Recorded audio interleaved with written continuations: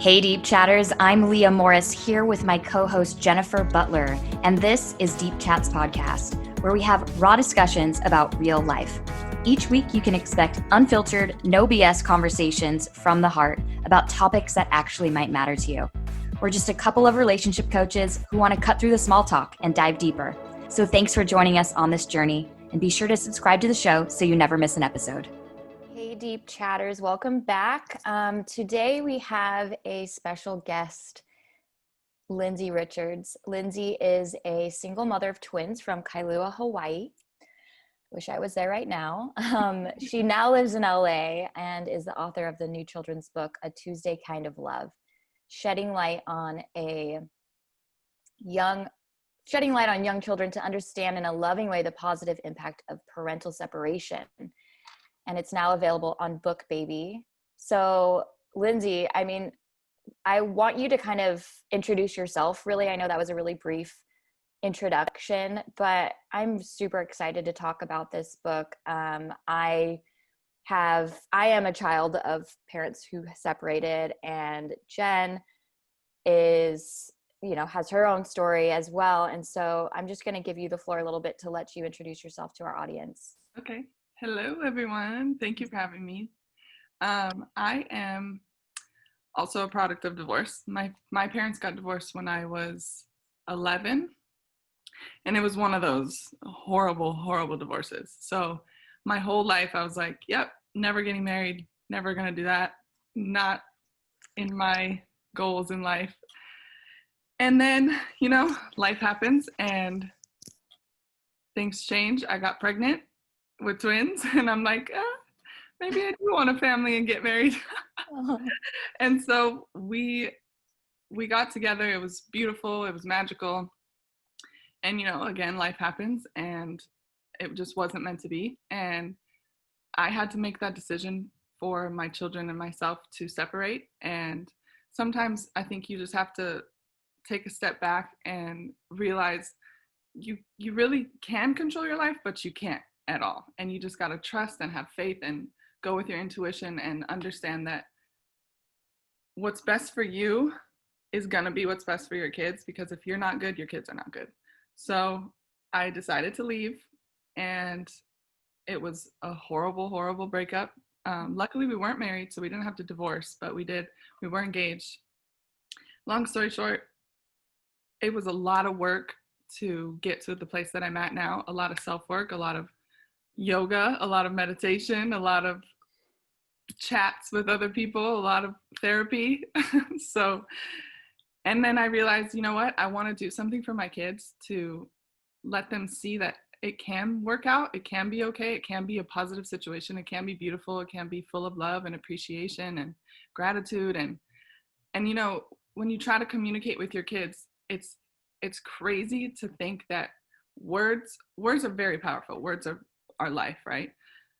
But when you show them and when you lead by example, it's so much more powerful together, because kids, they acquire knowledge and they apply knowledge by seeing other things. And we don't realize how much our actions create a whole world for them, especially they're only 4. So we broke up when they were 2, and it was just, I realized how much what I did instead of what I said affected them. And so I was like, you know what? I got to do something for them. I got to show them mommy can still do something and make something of herself, and you can have a piece of our story in a beautiful way. And so I read to them every night, and I was like, you know what? I'm going to look up on Google how to publish a children's book. So and awesome. I did.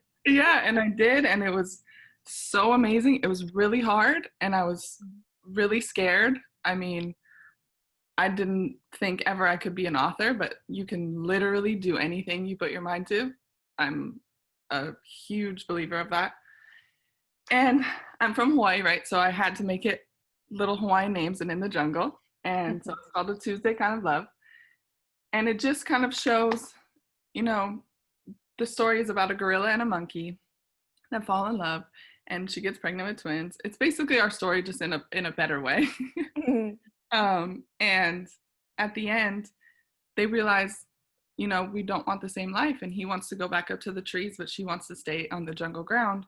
And so the kids go up to the trees, and then they stay on the ground during the week, and it's like they get the best of the jungle because they see up in the trees and up down on the ground, and then they get the best of their parents because their parents are finally happy, they're finally free, they're finally understanding that it's okay, that sometimes it's better to be separated, and sometimes the kids get way more out of life. They get to learn how to adapt, they get to learn how to change, they get to learn how to see other experiences in life, because clearly the parents are going to be living two different lives. And so I just wanted to tap in on like appreciation, love, and gratitude. So without ruining the story, I mean, it's not ruining it, but I can read the last 2 pages.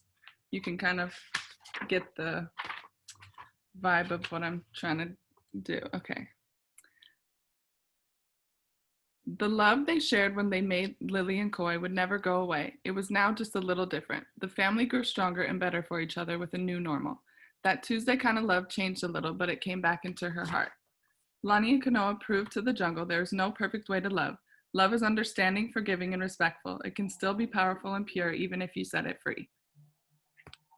So, I just want everybody to know, I don't want to ever make people think, oh, divorce is great, separation is good. Like, I just want to change the narrative that it can be good, and it can be a positive situation, and it can be, beautiful. You made humans together, so you gotta have some love and appreciation for that person forever. I would hope so. Even though you go through trials and tribulations, I hope you can really see the beauty and the love in your children. I could cry from the partner that you made it with, I feel that. Yeah. It's making me cry too. It's a really interesting lens that you're looking at this through, because I think it's really easy to I just feel like this is so encased in love and very simplified in that encasement. That's what I really wanted to try to do, which is really hard. Have your kids go ahead.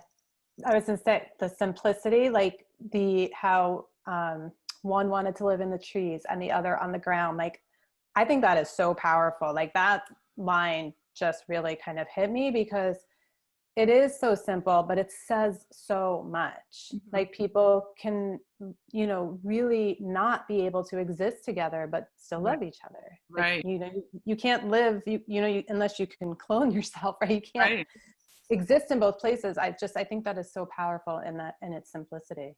Thank you. Yeah. And I also made in the book, to lead by example, the monkey, the dad, how they met, he would bring her flowers every Tuesday, and that's why it's a Tuesday kind of love. And that's how they fell in love. And then once they separated, he made a point to still bring her flowers every Tuesday to show appreciation for her, to show the kids, the little monkeys, like, look, even though me and mommy aren't together, I'm still so appreciative because I have you guys, and I wouldn't have them without her. So I'm going to still bring her flowers every Tuesday.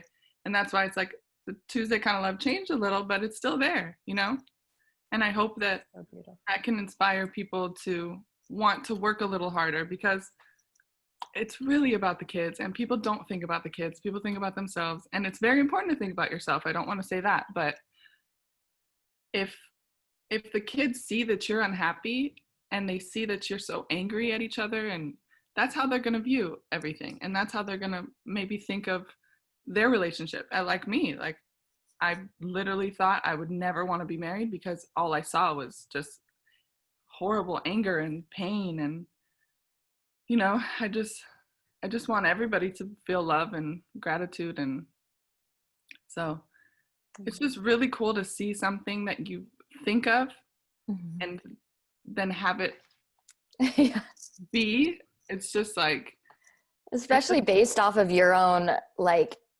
pain and struggle. Like it's literally this thing now that you don't totally have to identify with and carry all the time. It's like right, there in tangible form, and it's good.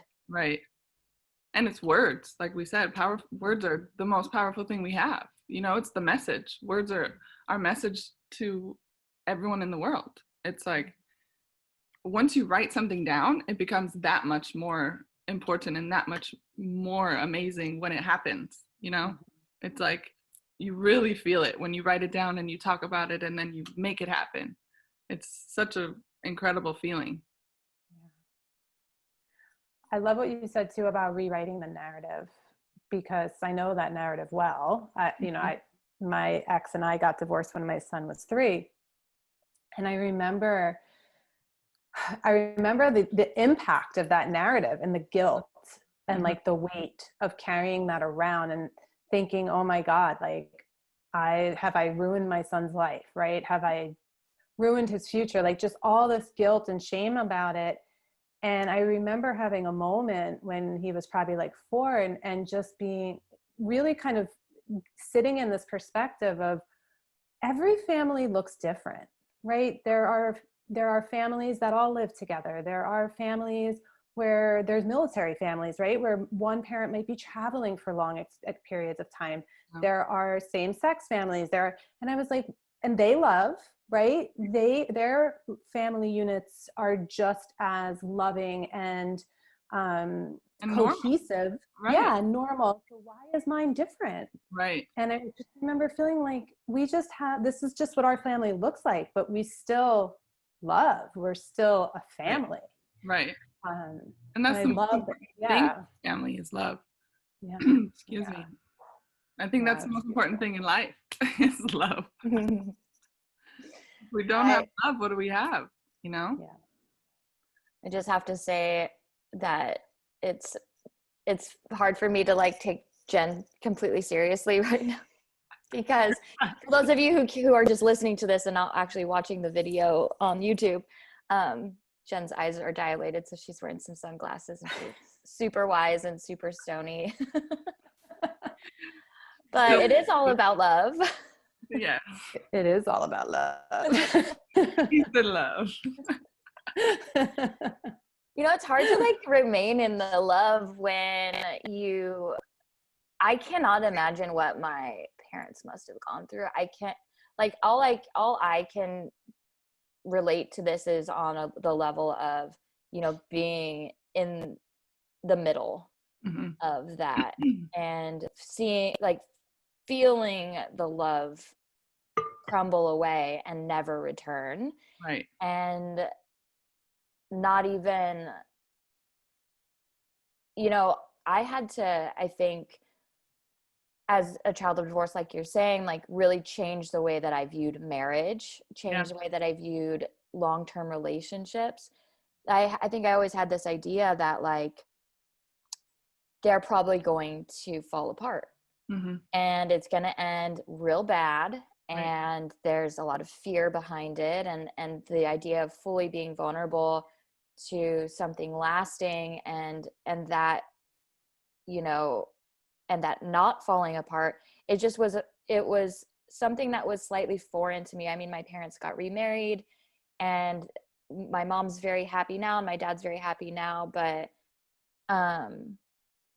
that was something that I didn't even try to entertain until I was an adult. So to have your twins, your children be able to experience like the hope within the separation and to not have to wait till they go through years and years of therapy and their own divorces to find it out. Right. I feel like us as women, as parents, as single moms, as if you're married, we all have to be aware of our traumas and how we put our traumas on our children, because it's so intense. When I went through therapy, when I figured out how to get out of a bad situation, you have to reflect on yourself. You have to do the work, and it's really hard. It's really difficult and really scary. And I think once you really dive in deep, you realize the fear is like, you got to welcome the fear. You got to take it on and be like, you know what? I'm excited about this. I'm excited to learn more about myself. I'm excited to get past this and like show people you can get past this. And working on your trauma is, especially right now in the world, you know, I mean, everybody's kind of working on their trauma without even wanting to, you know, it's like you dive so deep just by being alone or just by having one conversation that can trigger a trauma that you didn't even know. And it's like, triggers are so important to be aware of. And they're it's a thin line of, is this a trigger? Am I emotional right now? What am I feeling? But I think it's so important for everyone to be okay with dealing with their traumas and triggers, because it is scary, but it's so beautiful on the other side. And it's so rewarding to have the pride of like, wow, I did something for myself and I came out better and I came out happier and full of joy and compassion. You want to live in bliss. You want to live in the vibration of happiness and love. And, you know, I just want that for everyone. And I hope that people can relate to that, even if they're not in a divorce situation or even if they're not separated. I hope that that's just my message, is just everyone should be in bliss. Everyone deserves bliss. Everyone deserves love. Everyone is worthy of love. And I just want to love everyone. I just want to hug everyone. And I hate that we can't hug anybody right now. I know. It's so hard. It's so hard. I love what you're saying about that, though. I mean, and you know, I always say fall in love with the dance, right? Because there's always layers. And once you kind of fall in love with the process of healing your traumas and kind of rewriting those stories, it becomes like a lifelong dance. And if you're willing to dance with it, you get to like come up against these edges. Yeah. The whole time. But you didn't just do it for yourself, like your twins. Like I always say, whatever you don't heal, you're giving to your kids to heal. Right. Yeah. It's like, so if you ever have this moment where you like can't do it for yourself, well then do it for your kids, because whatever you don't do is theirs then, you know? Yeah. You're giving me full body chills. That is, I love that. I love what you just said. So it's like you did it for like generations to come. And I even think generations that came before us on some level heal as well when we do. Oh yeah. I love that. Yeah. And we don't realize how the littlest thing can affect so many generations. And like what's happening in the world right now with Black Lives Matter. I mean, this is so amazing that we're literally changing the world, and our kids are gonna come back and could cry again. I'm so emotional today. But it's just so powerful. It's so beautiful. And it's what we need, you know? We need to come together as a collective, and we need to just see each other, just see each other's hearts, and stop viewing color and stop treating people like animals. It's just insane. It really is. It's absolutely insane. Yeah. The fact that we're even still having this conversation hurts my heart, that we haven't healed this yet. But I really do hope this is the time. You know, I hope that we look back on this and we are like, gosh, we did it. We finally did it. Right. Did it. Yeah. We're coming together as a collective and we're gonna make a change. Yeah. Yeah. It's my hope and prayer. It's a good thing about social media is like, you know, we've had so many civil rights movements in history, and I think that what social media has done in a lot of ways is allowed this to be bigger than just the localized experiences of each of these traumas. Right. And hopefully, and then it's also documented. Like, you know, so I'm like, hopefully this is a different time. And I mean, it's gut-wrenching and it's traumatic just to even be in the transition portion of it, the transition process of it. But like like you guys are saying, you know, like that's falling in love with that dance and welcoming that fear and saying like, okay, let's take a deeper look at this. It's almost like 2020 is the best year that ever happened, because it's the worst year, but we're all going to come out like little phoenixes. We're going to come out of the fire like bigger and better with better wings, you know? I really, really, really hope so. That's like the third time I've heard the term phoenix. Really? Recently, I'm like, yeah, I feel like this is like, yeah. I pulled a phoenix yesterday in my tarot cards. Yep. No way.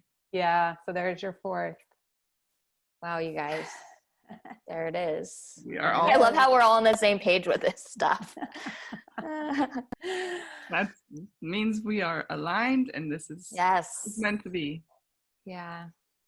So so coming back to like your messaging on what you've been able to give your children,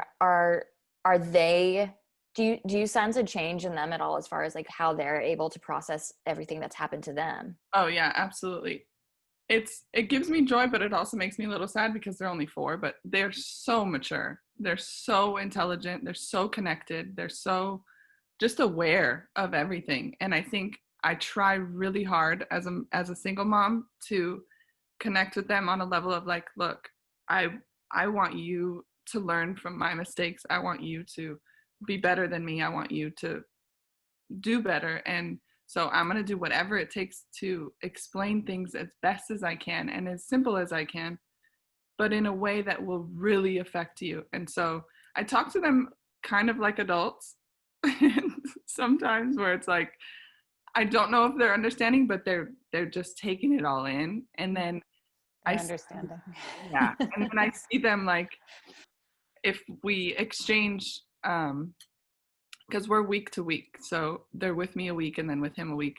And I see them when we do the exchange, they're looking at us the whole time. You know, they're feeling us, they're seeing us. So I make sure every time I hug him, and I make sure, even if I feel bad, I'm like, I'm going to sage myself before I go, because I need to be in a good mood. Like, I need to be aware. And so, and I see it. I see how happy they are when they see us hug. I just feel their little hearts like smile, you know, just that simple gesture goes so far for them, you know? And I think again, you just have to lead by example. You just have to be really aware of how you act and how you react. And instead of react, you respond, you know? And that's difficult in itself, with being separated from someone if you have totally different views in life or totally different everything. I mean, that's usually what happens, is you don't want the same life, right? So I think just respecting the other person's life and respecting their views doesn't mean you have to accept them, doesn't mean you have to do them, but showing the kids, you know, I'm never going to talk bad about daddy, because we love daddy. We are so grateful for daddy. Daddy gave me you, you know? So I think that's really what has helped, is just always being aware of what they see and what they feel, and trying to make sure I'm leading by example. And I think they do get it. Like you said, Jen, I think so. I think we don't give them enough credit for how much they do understand and how much they do see what we're doing and completely apply it in their own little ways, you know? I mean, my son's going to be 13 on Monday. Wow. Yeah. Can't believe it. That goes by so fast.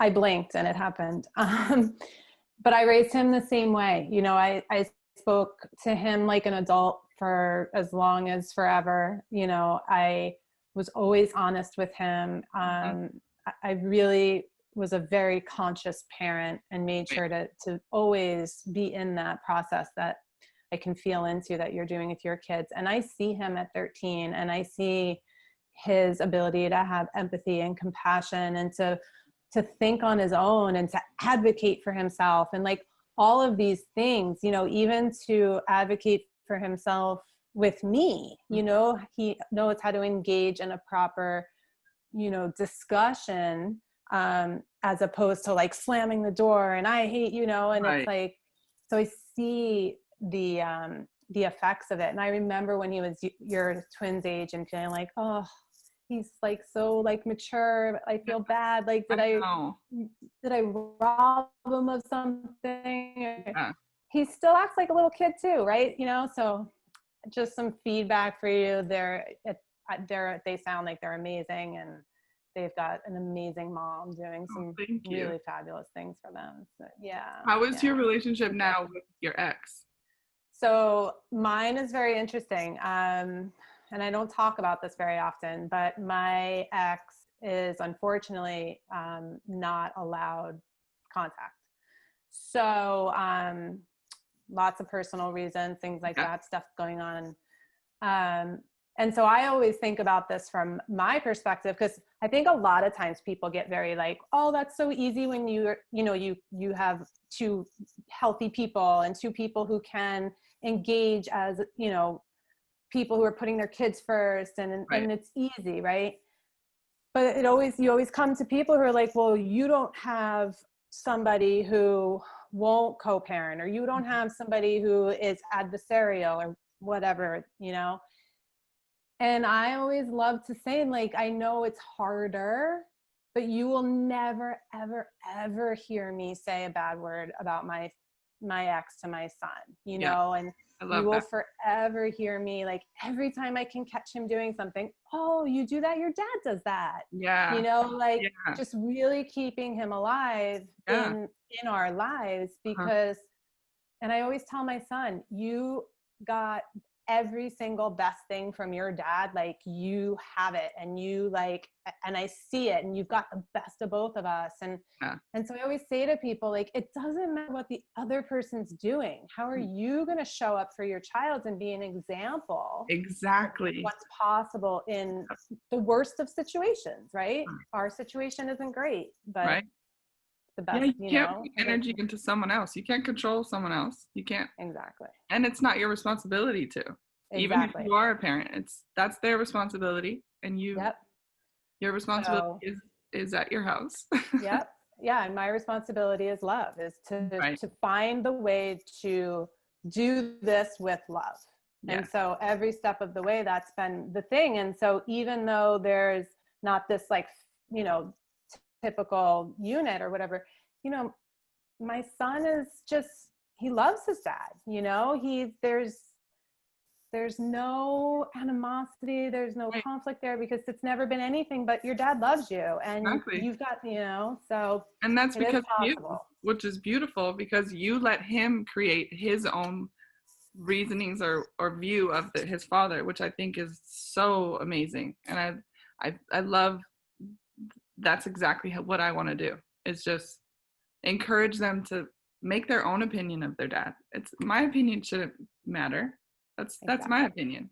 Yep. Your opinion is what matters. And your view of your dad is, I want it to be, daddy's amazing. And then if it's not, that's later on in life. And then you could come talk to me and I could tell you my experiences, but I don't want to put it on you until you're ready to understand that mommy had a different experience, but that doesn't mean that's your experience.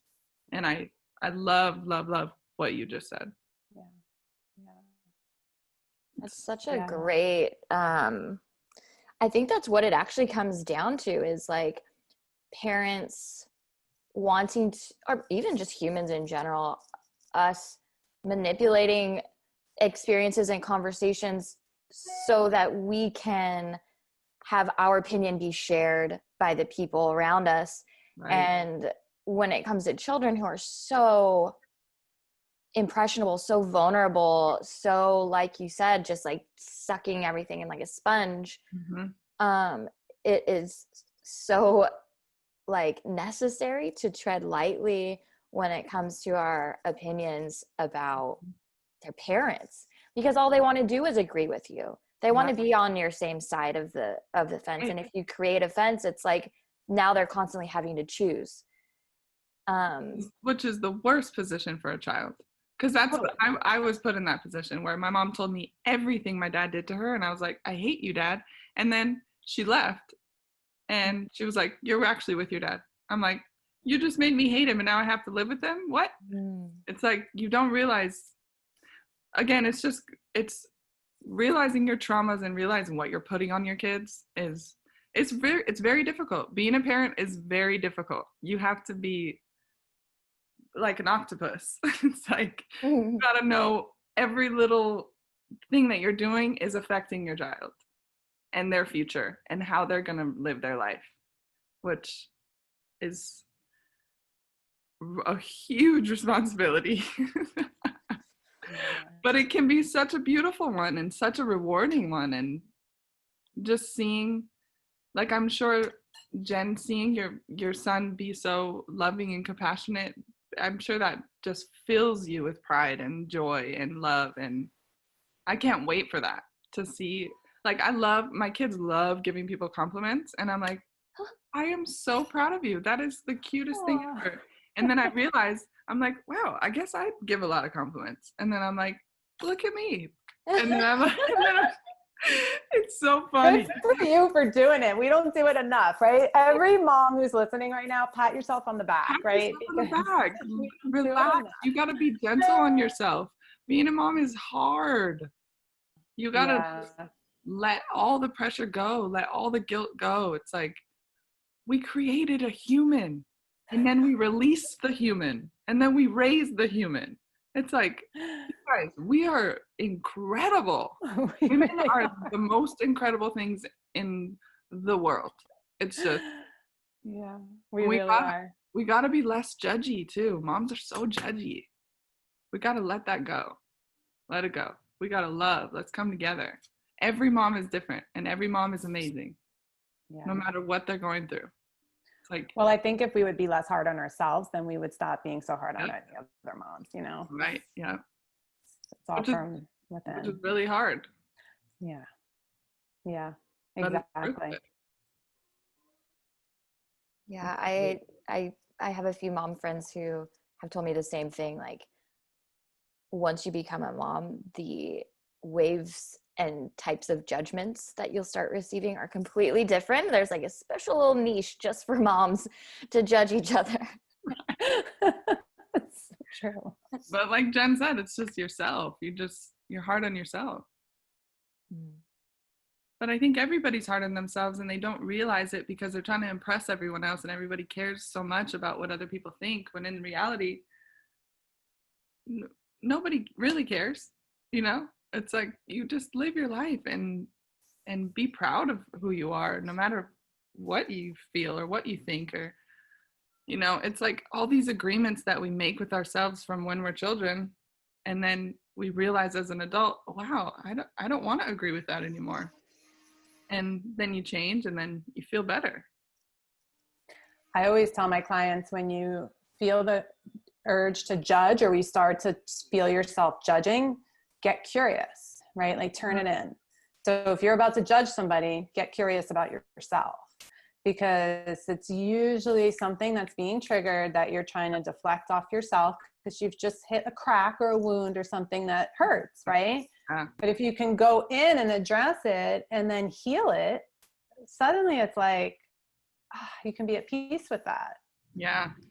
So judgment, I mean, it's, if you know, I always think everything is great, you know, don't shy away from any feelings or anything. If you welcome judgment in, but just turn it in and see what you can learn from it.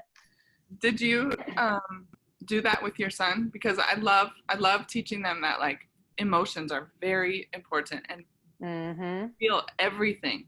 And I especially with my son, I'm never like, don't cry, be a man. You know, I'm never like that. And I think it's so beautiful to see how sensitive and emotional he is, because I feel like he's going to be such a good husband. He's going to be such a good friend. He's going to be just a compassionate, considerate person, because he can be an empath. He can feel like, okay, I'm sad. Oh, I know what sad feels like. So I'm going to get through this sadness, because it's important to know what sadness is, you know? And absolutely.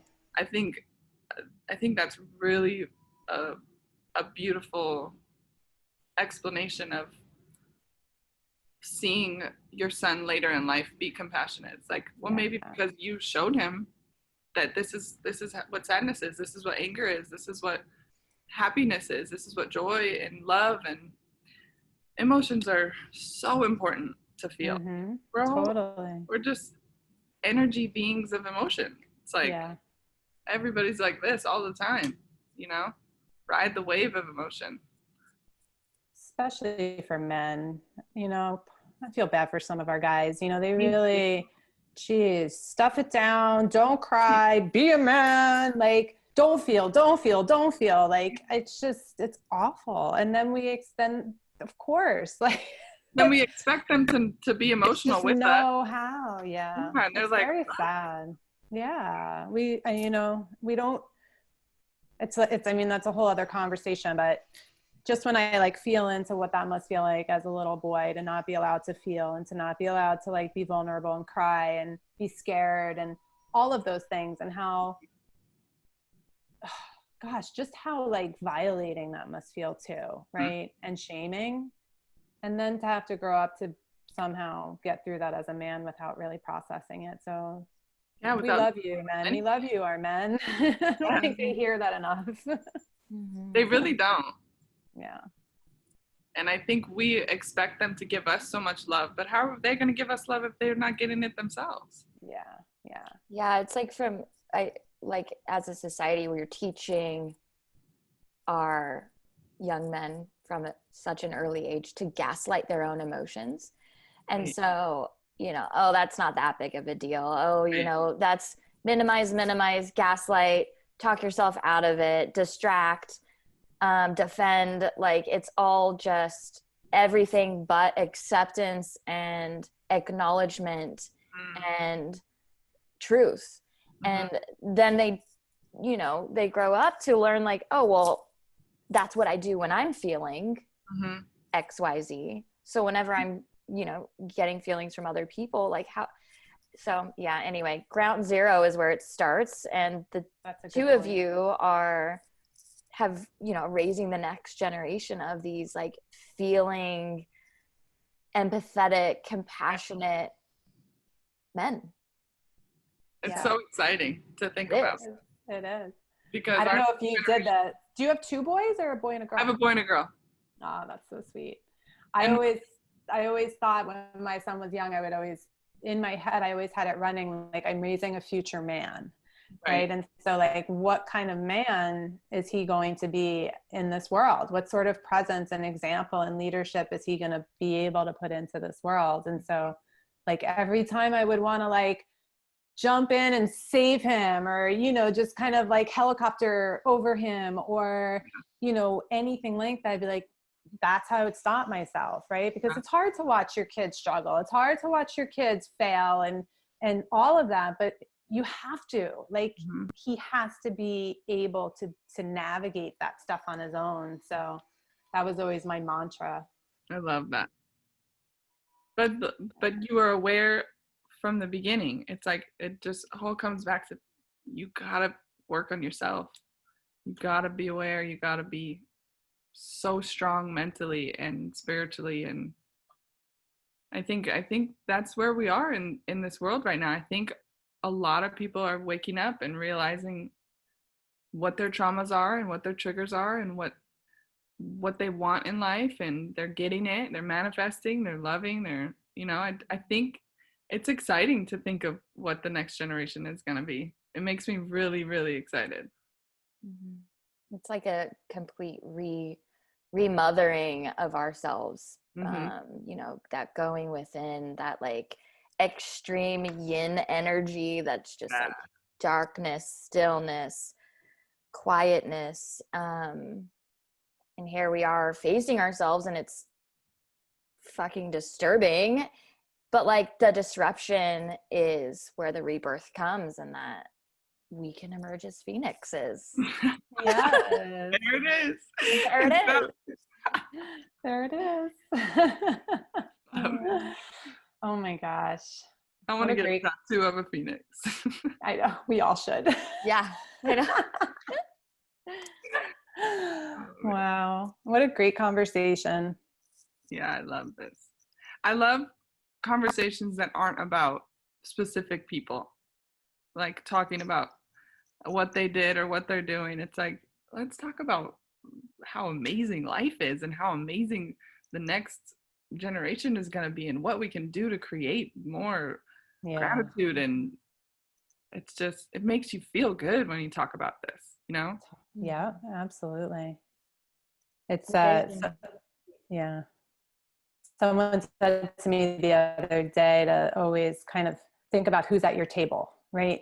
And like when you're going through hard times, then you have this whole table of people who you can be like, well, what would Leah do in this situation? Or, right, like what would Lyndsi do in this situation? What would Oprah do? Like whoever's at your table, but to really know who is at your table. And I've started like really putting people at my table very intentionally and not just kind of putting people there. Like it's been a slow process.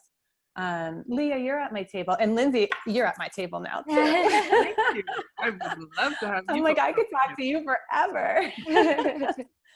But it's so empowering because it really does, like, we all have so much to offer in so many different ways and so many different skills and talents and gifts and all of those things. And when we can bring them together to a table with one another and like learn from one another, I mean, we're like, it's like, there's no stopping. Right. We become extra powerful. I mean, we're already powerful as human beings, as energy is, and as women. I mean, we're the most powerful beings in all of the universe. Exactly. We create life. I mean, I can't say that enough. It's like, people really need to, we are Mother Earth, you know?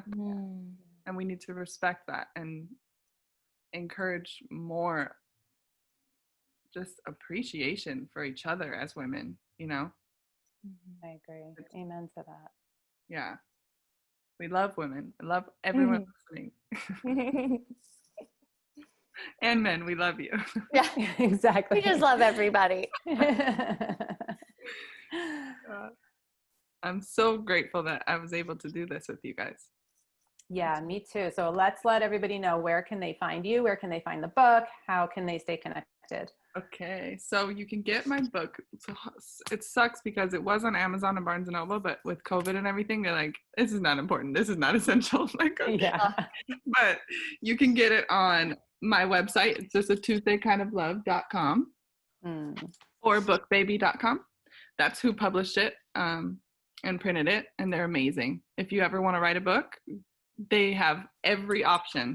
of like, if you want to do marketing, if you want to do social media, or if you just want it to be printed, they're really easy to work with. And you can kind of see your budget on what you want to do. But my Instagram is Lyndsi, LYNDSI_aloha.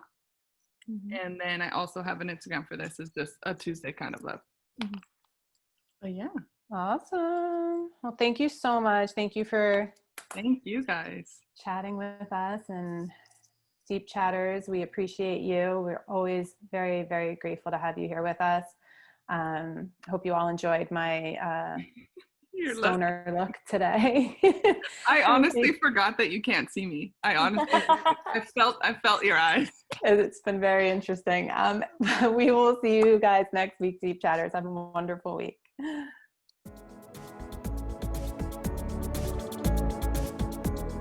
To all you Deep Chatters out there, Leah and I want to thank you so much for listening. This is a podcast that's all about connection, so we'd love to hear from you. Connect with us on Instagram at Deep Chats Podcast. And if you haven't already, please go to iTunes to rate and review us. Every review helps other Deep Chatters just like you be able to find this podcast.